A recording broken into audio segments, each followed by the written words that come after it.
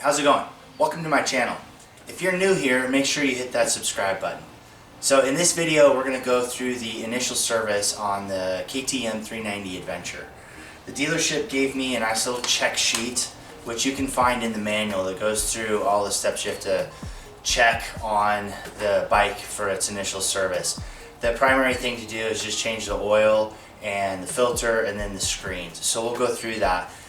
I'm also going to walk through all the different steps just to make sure that I'm not missing anything, everything's tight, and nothing's came loose over those first 600 miles. The one thing that I'm not able to do is to scan the ECU for any fault codes. I may not worry about that unless something comes up on the dash. I'll just wait until maybe the 4,000, 4,600 mile service and take it in and just have them do the scan on the fault codes at that point. So stick around and we'll go through each of the steps of doing the oil change. The manual has the torque specs for the drain plug and for the oil filter cover and also for the other strainer. So we'll make sure that we get those done right and we'll go from there. All right, first step is to take off the skid plate. Now I added a little bit of extra protection to the bottom that I'll talk about here real quick. Oh, got some rocks in there. So I took the skid plate from my R1200GS, the stock ones that come with it. These things are garbage as far as actually protecting a bike going off-road. So what I did is I cut the bent end off of this and I've drilled a hole and installed it on the bottom here to protect the exhaust where it comes through, because right now I can't get a skid plate, but I still want to do some off-road riding. So I have this plastic one, but I don't want to damage the exhaust. So I've added this as some extra protection. I think it'll work. So far it has. I don't think I've got a few nicks in it, so it is doing its job.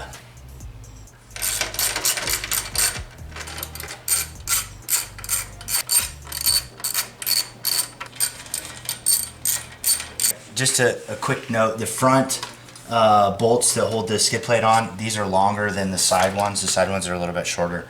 So just make sure you keep track of the length of the bolts as you pull them out. I got the skid plate off and it looks like it's caught a few rocks in here, probably from these openings and kicking stuff up. All right, drain plug is exposed here, and there's another filter screen that's up underneath here. I think I have to take the skid plate bracket off to get to it. All right, just a quick tip taking this bracket off. I recommend getting the bolts taken out of the exhaust side first and just let it hang from the non-exhaust side so that you can actually get to them. The other side's pretty hard to reach in there, and then as far as installing it, I would recommend putting this side in first. And then there's only 6 bolts. That drops that off, and now we can start draining the oil. First one, 18 millimeter. Put that on there. And it's definitely going to drip on the exhaust. Okay. Let that drain. Pull the first screen out. Came out pretty well. Whoa. That has a lot of stuff on it.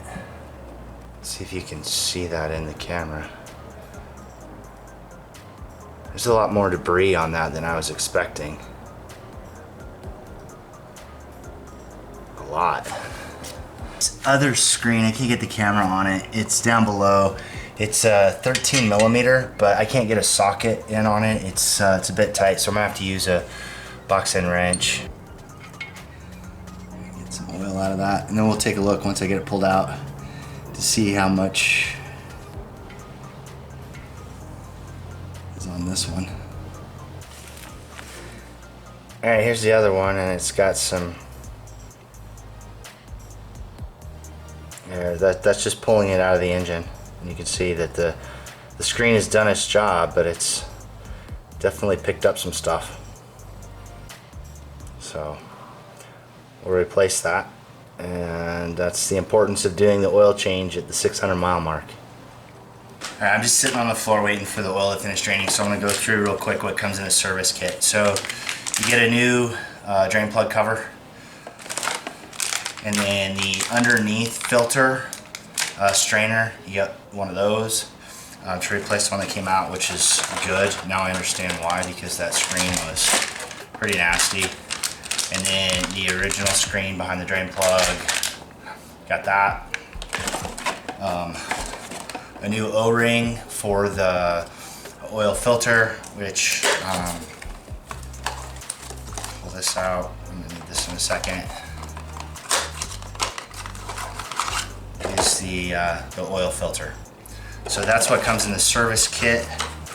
It was $28 from the KTM dealership, and definitely with the way that the screens looked coming out, I'm glad I'm replacing these and not just trying to clean them, because there was a lot on there, and I actually don't mind just doing a replacement. So total for me to do the service with the oil and the service kit, it's $50. I'm gonna install this first screen. Put that in. Time to take the filter out. These are 8mm, so I'll pull those out real quick. I think this might be suctioned up. No, that's not too bad. Okay.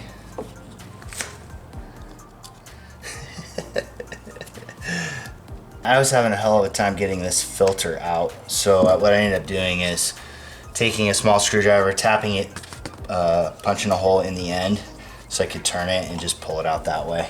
It just did not want to come out the way it was. I don't know, it's hard to tell if there's debris in this or not, just because it's so dark.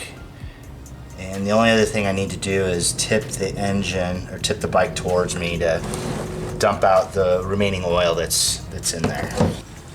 Just dump that. Take the new oil filter,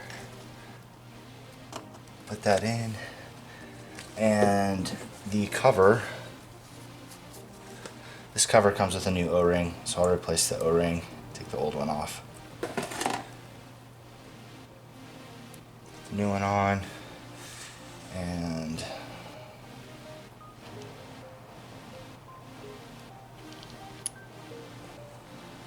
alright, torque specs on this, on these bolts, is 10 Newton meters.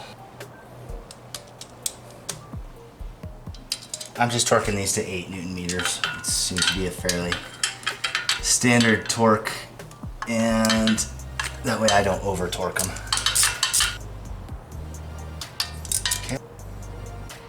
Okay, done. Last step is to add my my little extra protection skid plate here that I got off of the 1200, because I want to make sure the underneath is protected while I'm waiting for skid plates to come out. Alright, the only thing left on the oil change is adding oil, and it takes 1.8 quarts or 1.7 liters. I'm using a funnel, even though Motorex has these funky flexible things here.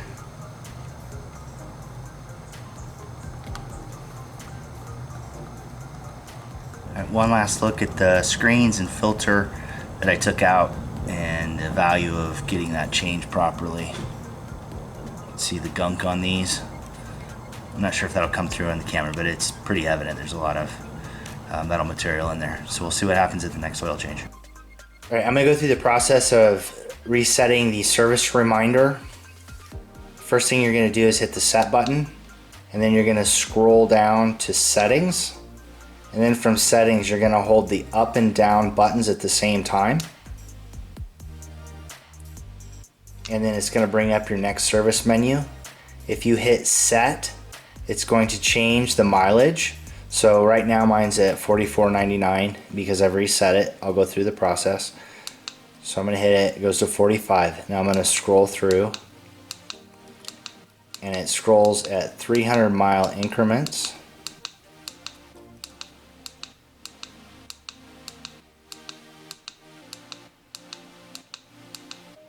And I'm going to reset mine back to 4,500 miles. And then once you get it at the mileage that you want your next service at, you're going to push the set button and hold it. And then it goes back to the settings menu. And then you can just go to your main menu and your service alert will be cleared. Alright, once the oil change was completed, I only had a couple other things I needed to do.